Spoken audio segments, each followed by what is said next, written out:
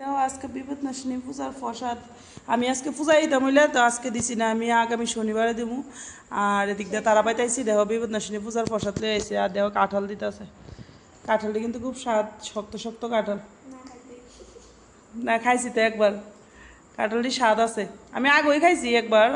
বুঝছি রান্না করে। আর আজকে কিতা রান্না করতেছি দেখো, কাঁকরোল ভাজি আর ডিম পেঁয়াজি করুন তো করিয়া গরম হয়ে গেছে, ধোয়া উঠতেছে।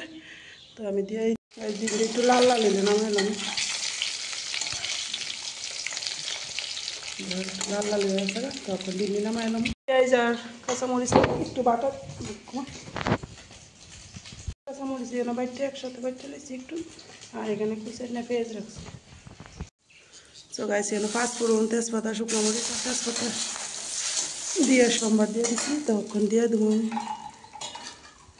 পেঁয়াজটি কুচি কেটে আসছি, পেঁয়াজ দিয়ে দিচ্ছি।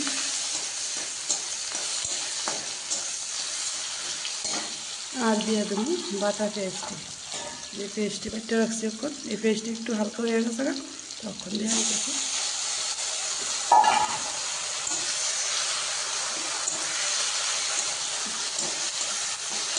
একটু ভালো হইলে তারপর দিয়ে দেবো এখানে রাখছি তোমার হলদি, লবণ, মরিচ, আরে হলদি, লবণ, তারপর জিরা, ধন্যা, গুঁড়ামরিচ সব কিছু গুঁড়া রেখেছি, এটা দিয়ে দেবো তরকারি। তো মশলাটি দেহ মোটামুটি হয়ে গেছে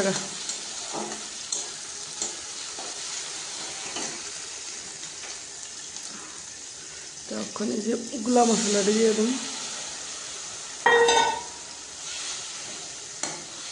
যদি একটু সিদ্ধ হইব, সিদ্ধ হয়ে তেলটা ছেড়ে দিব, তারপরে দিয়ে দেবো একটু জল।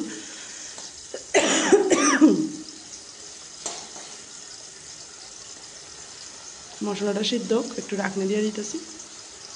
তো গাছ দেওয়া তেল ছেড়ে দিতেছে, তখন জল দিয়ে দেবো, জল বেশি না অল্প হয়ে দেবো জল।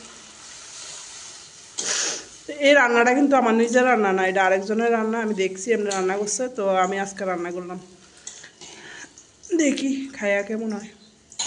তো উতরে নিয়ে ডিমটা দিব, ডিমটা দিয়া তা নামাইলাম, দেখা যাক কেমন হয়। দেখো গাইস আমার ডিমের তরকারি রান্না কমপ্লিট। সবসময় নিজের মতো করে রান্না করলে হয় না, অনেক সময় অনেক রকম রান্না করার লাগে। তো আজকে আমি আরেকজনের রান্না করছি এমনভাবে, তো দেখছি দেখে সেটা আমি রান্না করলাম আজকে।